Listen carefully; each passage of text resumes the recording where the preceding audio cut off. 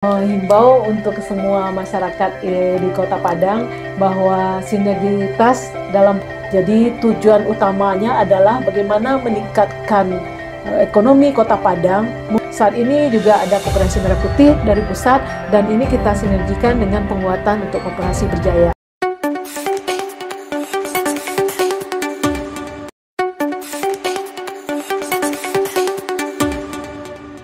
Assalamualaikum warahmatullahi wabarakatuh. Selamat sore para pecinta podcast haluan.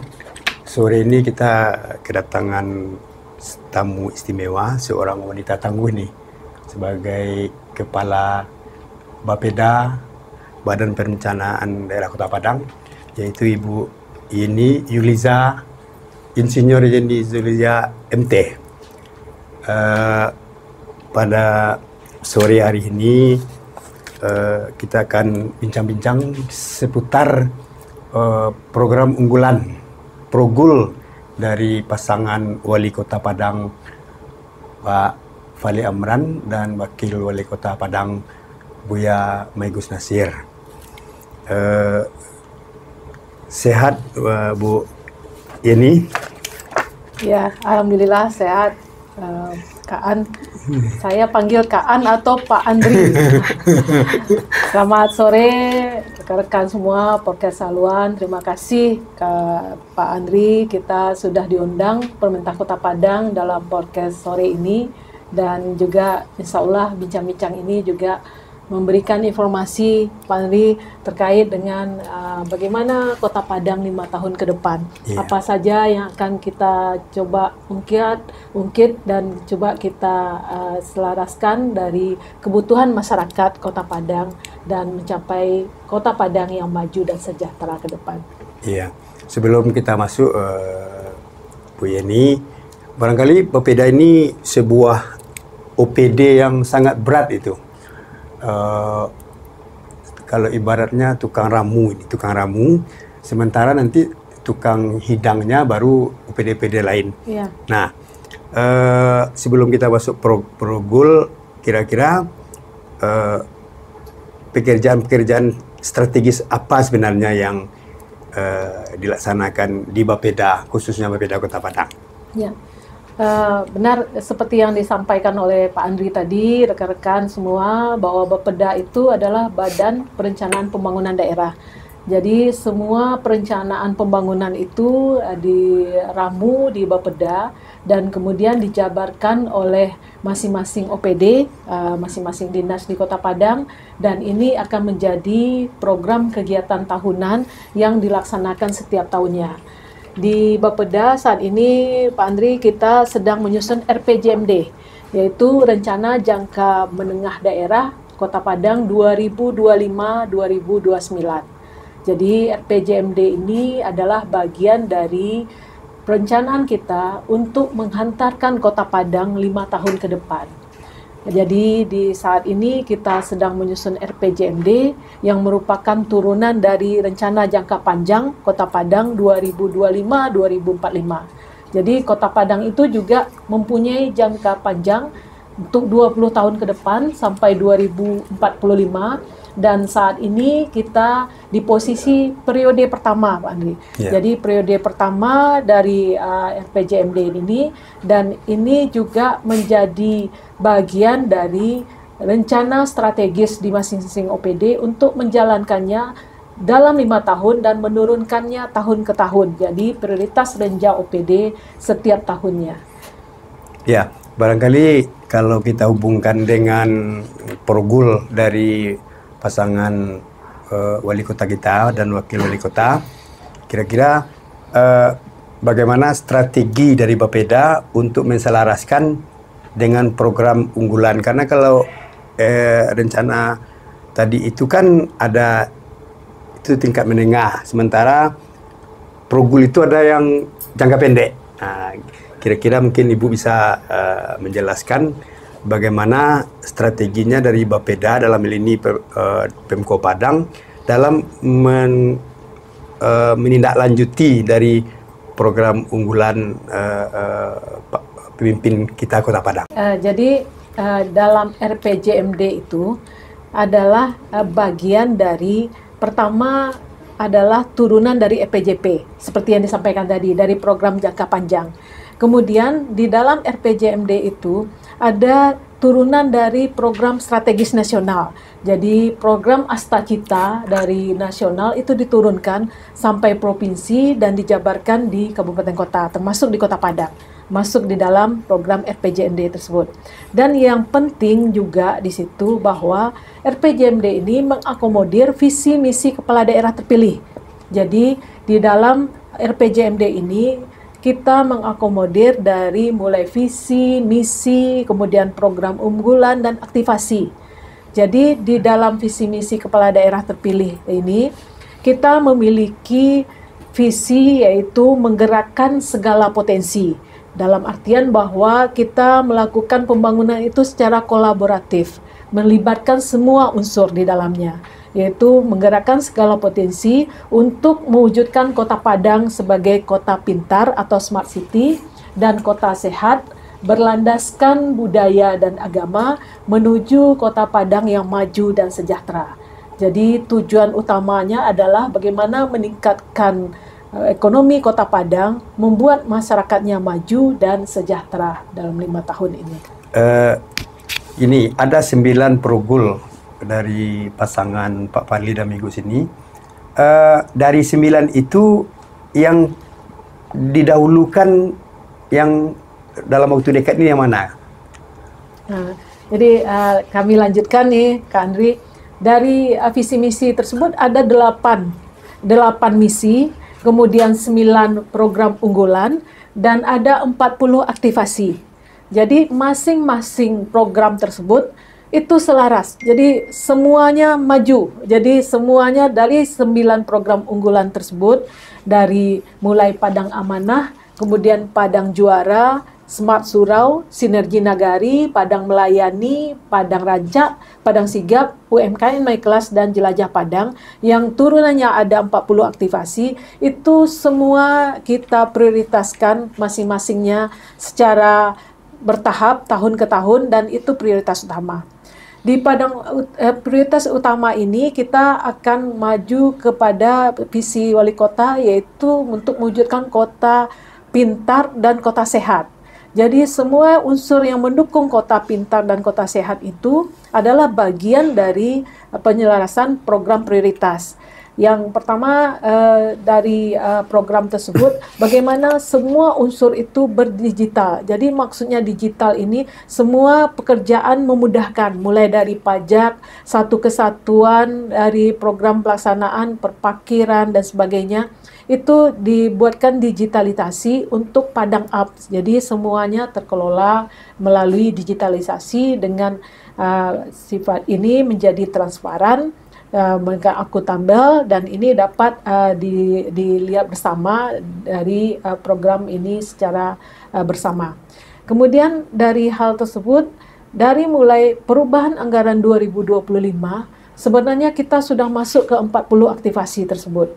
Mulai dari pendidikan, yaitu seragam sekolah gratis dan LKS untuk siswa kurang mampu, itu sudah mulai diterapkan. Kemudian juga Padang Rancak, yaitu revitalisasi pasaraya pasar satelit. Kemudian juga Padang Melayani, kemudian juga BPJS gratis, itu sudah mulai 2026 ini. Kemudian 2027 pembangunan infrastruktur sampai 2026-2027 itu kita coba menggerakkan bersama bagaimana Padang itu bersih, terkendali pengelolaan banjir terpadu, kemudian juga jelajah Padang, bagaimana kita mengangkat masalah bagaimana kebersihan, toilet bersih juga bersama-sama dilakukan oleh semua unsur saat ini. Tidak terlupa juga untuk Smart Surau, kemudian juga ada di situ Sinergi Nagari, bagaimana kita mengaktifkan remaja-remaja masjid, kemudian aktivitas di masjid merupakan aktivitas lingkungan terkecil dari RT RW, kemudian juga di Padang Sigap melibatkan Dubalang. Jadi tidak Satpol PP saja, karena sinergi aktivitas semuanya dari menggerakkan potensi, segala potensi yang ada.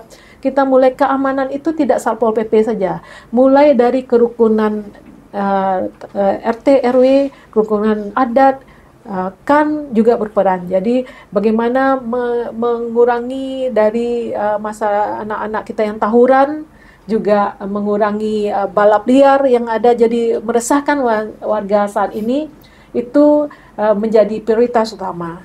Nah, Dubalang Kota ini bersama sinergi dengan pemerintah Kota Padang bagaimana menjaga keamanan ketertiban di lingkungan masing-masing. Kita kan tidak punya pemerintah nagari, sementara kan ada sinergi nagari. Bagaimana ini mensiasatinya? Karena kan walaupun Kota Padang ini kota yang kelurahan, tapi nagarinya kan ada kan nagari Kototanga, nagari Po 9. Nah, bagaimana melibatkan unsur-unsur mana aja yang dilibatkan gitu? Terlepas kota juga punya nagari. Nah, kita lihat saja di wilayah kita seperti Kuranji masih ada, Pau, Kecamatan Pau juga ada, Nanggalo, masih banyak kearifan lokal kita yang memperkuat lingkungan kita sendiri. Jadi saat ini untuk mensinergikannya, kita membentuk aturan untuk penguatan nagari di wilayah kota. Jadi sinergi nagari ini ada aturan pengelolaannya, kita sedang susun bersama ini bagaimana penguatan sinergi nagari di wilayah kota. Jadi tidak saja di kabupaten, bagaimana mereka berperan untuk di kota, itu kita kuatkan dengan regulasi aturan di Kota Padang. Melalui Perda tuh atau cukup perwako saja itu? Iya, sekarang sedang disusun perwakonya untuk penguatannya, dan nanti juga akan diteruskan Perda. Jadi kalau Perda ada unsur-unsur turunan dari pemerintah pusat yang mengamanatkan untuk ada turunan ke bawahnya. Kalau tidak setara itu bisa dengan perwako saja. Sekarang yang agak baru dilakukan oleh Pak Padli bersama Mikus itu kan, kalau selama ini kan Padang Juara itu kan hanya fokus untuk SD dan SMP aja. Kemarin itu sudah dibantu MI karena memang MTS katanya kan yang dibantu kan bukan lembaganya, tapi adalah warga kota. Nah, ini akan berlanjut rencana Pak Wali atau bagaimana? Iya, berlanjut. Jadi sekarang contoh untuk seragam sekolah saja, Pak Andri, kita juga tidak membatasi itu sekolah negeri maupun sekolah keagamaan. Itu semua warga Padang, warga yang berada di wilayah Kota Padang berhak untuk itu. Jadi sudah penganggarannya itu sudah dihitung untuk keseluruhan. Demikian juga untuk BPJS gratis. Untuk semua warga yang berdomisili Padang ditentukan dengan KTP domisili Padang. Ya, ini untuk khusus meningkatkan UMKM naik kelas itu kan selama ini kan kita lihat pemerintah itu kan cenderung mengasih uang sehingga masyarakat itu tidak punya kinerja. Nah, untuk meningkatkan perekonomian masyarakat itu bagaimana strateginya? Apa uang dikasih atau barangkali mungkin modal dan pekerjaan-pekerjaan yang bisa meningkatkan penghasilan mereka? Ya. Jadi arah kebijakan untuk UMKM naik kelas untuk Kota Padang itu kapasitas kita karena kota itu kita bergerak dari mikro. Jadi mikro dan kecil. Jadi kalau UMKM itu yang menengah itu tuh sudah skalanya provinsi. Jadi kita di posisi yang mikro yang kita kelola. Kemudian tidak saja uang, sebenarnya bagaimana kita membuat mereka mandiri. Jadi kita selain sebagai program yang ada, juga kita melakukan pelatihan terhadap mereka. Aktivitas lainnya juga kita memberikan bantuan-bantuan fasilitasi untuk bagaimana mereka bisa mandiri, subsidi margin juga, kemudian sampai kita peningkatan ekonomi masyarakat melalui koperasi berjaya. Saat ini juga ada koperasi merah putih dari pusat, dan ini kita sinergikan dengan penguatan untuk koperasi berjaya. Masyarakat kita, ekonomi menengah, kecil dan menengah, ekonomi mikro tadi, kita membuat mereka mandiri, bagaimana menciptakan mereka mulai dari pekerjaan, aktivitas mereka, kemudian dapat dikelola, di packaging dengan baik, dipasarkan dengan baik, ketika setelah dipasarkan tuh bagaimana mereka bisa mengelola di kelompok mereka sehingga mereka bersama-sama bisa tergraduasi naik kelas mereka bersama-sama, sehingga ini dapat menciptakan penguatan di sektor ekonomi mikro tersebut. Bersangkutan dengan perekonomian itu, Bu Kepala, ini kan ada pasar-pasar, pasar tumpah lah namanya itu kan, pasar-pasar yang memang lahir dari keinginan masyarakat. Nah, bagaimana ini mengatur agar dia tidak mengganggu kenyamanan dan keamanan? Nah, salah satunya kan Padang itu harus nyaman begitu. Nah, ini banyak pasar-pasar seperti di Parak Lawe, di Lubuk Lintah. Nah, bagaimana ini? Ya. Di dalam aktivasi kita, di 40 aktivasi wali kota, wakil wali kota ini, yang dituangkan dalam RPJMD, ada dinamakan revitalisasi pasar raya dan pasar satelit. Pasar raya dan kemudian ada pasar-pasar satelit. Nah, nanti turunannya di Dinas Perdagangan, itu yang disampaikan tadi, bagaimana mereka mengelolanya. Apakah pasar-pasar tumpah ini dapat dikelola dengan baik agar tidak berada, kalau saat ini pasar tumpah kan di pinggir jalan, macet dan sebagainya, banyak masalah. Nah, di situ PR-nya di situ, nanti akan dijabarkan ke program kegiatan di OPD-nya untuk bagaimana ini dapat dikelola dengan baik. Itu apakah dijadikan pasar satelit, tentu ada analisanya terlebih dahulu. Keterkaitannya dengan lingkungan sekitarnya, berapa kapasitas wilayah yang di radius yang dilayaninya. Nanti ada kajiannya juga oleh Dinas Perdagangan nanti. Iya. Kemudian masalah banjir di Padang ini kan masalah lama juga itu kan. Ya. Nah, kalau kita lihat banjir itu kan permasalahannya kan di hulu. Nah, bagaimana ini? Kalau dulu orang menanam kan tidak memelihara, misalnya seperti di Batu Busuk, di Lubuk Menturun. Nah, untuk mengatasi ini bagaimana langkah-langkah yang cepat dilakukan oleh Pemko Padang? Ya. Pengentasan banjir dan genangan ini merupakan bagian aktivasi dari program unggulan wali kota. Dalam hal ini di RPJMD kita memasukkan program-program kegiatan. Bagaimana program untuk pengendalian daerah hulu seperti tadi. Yeah. Mulai dari reboisasi, kemudian bagaimana menjaga lingkungan sendiri di wilayah atasnya, kemudian bagaimana aturan terhadap penebangan pohon dan hutan di situ, berkolaborasi juga dengan provinsi karena kehutanan bagian dari kewenangan provinsi. Kemudian bagaimana menjaga sungai itu bersih, bagaimana tidak membuang sampah ke selokan. Jadi kalau membuang sampah ke sungai itu akan hanyut, tapi membuang sampah ke selokan jadi mampet, jadi banjir.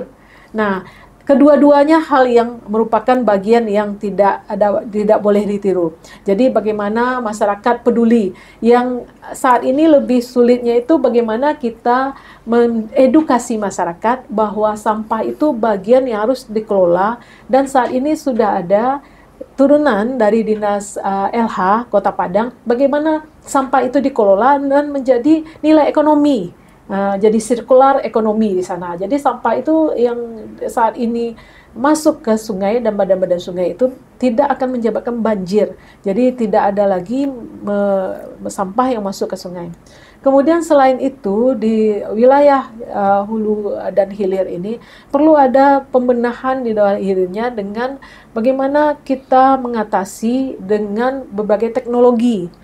Saat ini sudah ada perencanaan kita untuk di daerah-daerah perbatasan sungai yang masuk ke muara-muara sungai dengan laut ini, untuk melakukan semacam pengelolaan melalui pompanisasi. Ada 6 titik saat ini yang saat ini kita mencoba ke pemerintah pusat karena ini memang nilainya sangat besar. Kenapa kita harus mengelola di wilayah ini juga? Karena daerah Kota Padang adalah daerah yang flat.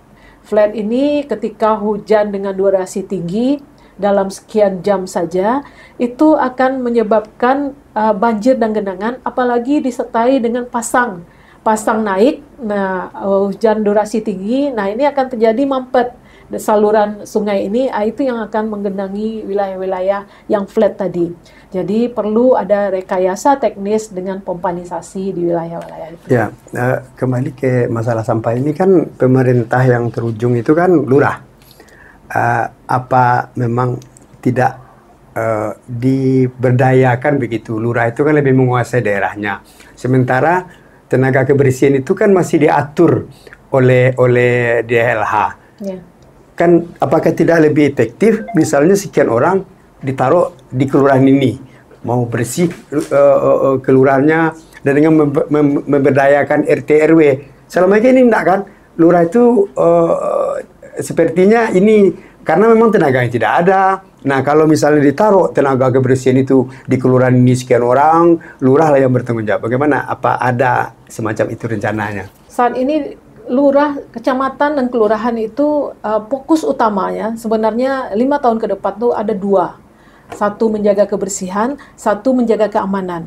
2 itu diperkuat dengan tenaga-tenaga seperti kecamatan itu punya tenaga-tenaga untuk kebersihan, Trantip juga dibantu oleh Dubalang juga, dibantu oleh RT RW juga. Jadi pekerjaan itu juga bagian utama sebenarnya dari kecamatan.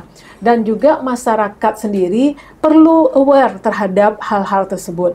Masyarakat saat ini dididik dan dipolakan dengan bagaimana menilai sampah itu adalah suatu hal yang bernilai bagus. Menilai value-nya adalah bagaimana mereka bisa ini dikelola menjadi nilai ekonomi, sirkular ekonomi juga.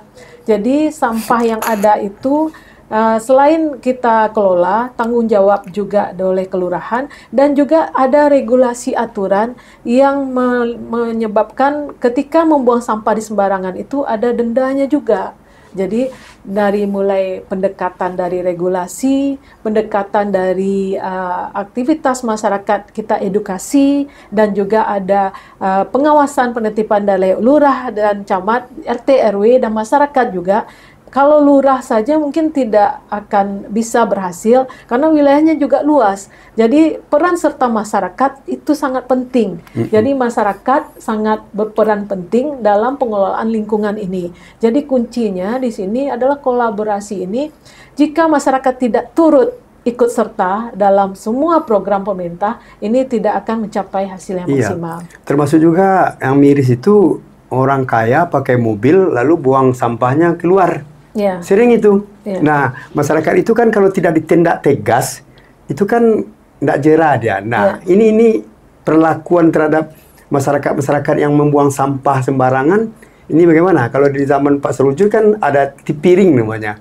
Nah, bagaimana? Saat ini juga ada, Pak Andri. Saat ini juga ada regulasinya, ada dendanya juga, dan ini juga dilakukan LH. Sudah ada beberapa contoh kasus yang dilakukan juga denda tipiring itu. Mungkin ke depan ini lebih dimasifkan lagi, dan juga ini akan dijaga bersama oleh masyarakat Kota Padang. Ini Bu, berbicara soal program itu kan tanpa ada dukungan dana. Nah, ini bagaimana support dana dari OPD yang menghasilkan dana ini? Karena kan program ini kan butuh pendanaan besar ini. Nah, bagaimana strateginya ini? Ya, jadi strategi pendanaan itu saat ini pemerintah Kota Padang mengharapkan strategi pendanaan itu kolaboratif. Jadi daripada dana bersumber dari pemerintah Kota Padang sendiri, APBD, seperti kita ketahui APBD kita juga terbatas, Andri. Jadi juga kita berharap dari swasta, juga dari masyarakat sendiri, juga investasi yang masuk ke Kota Padang. Di Kota Padang sendiri, program pendanaan ini kita mengupayakan kalau saat ini penyusunan anggaran, kita memprioritaskan dari program-program yang merupakan program yang bisa mendongkrak dari pencapaian dari visi misi tersebut. Jadi priority budgeting ini adalah bagian utama dari bagaimana program-program ini adalah program prioritas yang dapat mendongkrak dari pencapaian. Kita mengukur program itu kalau di Bapeda, kita mengeluarkan semua kebutuhan pokok. Jadi kebutuhan pokok, kebutuhan wajib, kebutuhan mengikat. seperti pertama gaji, kemudian juga ada kebutuhan mengikat seperti kegiatan yang ada, juga ada Enmark-nya dari pusat. Jadi pusat itu punya ketentuan sekian persen untuk dinas pendidikan, sekian persen. Nah, Enmark itu juga harus SPM, standar pelayanan minimal juga harus dimasukkan. Kemudian standar kegiatan kita harus mencapai dari visi misi Progul ini. Jadi semuanya kita bagi habis, dan program prioritas itu adalah bagian dari pelaksanaan prioritas anggaran di Kota Padang. Jadi Progul ini anggarannya mesti ada dan mesti tersedia. Kira-kira berapa anggaran untuk program unggulan ini yang mesti minimal begitu? Iya, Kota Padang itu saat ini anggarannya itu kalau kita bagi dari program unggulannya itu ada per pola-pola anggaran yang masing-masingnya itu kita bagi per tahunnya. Jadi kita kelompokkan dari tahun 2025 sampai 2029 ini. Pengelompokannya ini bermacam-macam sesuai dengan kegiatan dari masing-masing OPD-nya. Dari anggaran tersebut sebenarnya Kota Padang itu memiliki anggaran yang perlu juga investasi masuk, karena anggaran untuk pembangunan itu tidak besar, Andri. Untuk belanja pegawai saja itu sudah mencapai anggaran 1,8 triliun dari 2,9 triliun yang ada. Nah, setengahnya lagi itu untuk pembangunan. Nah, pembangunan ini mestinya di 2027 sesuai dengan Undang-Undang 1 2022, belanja pegawai itu mesti 30%.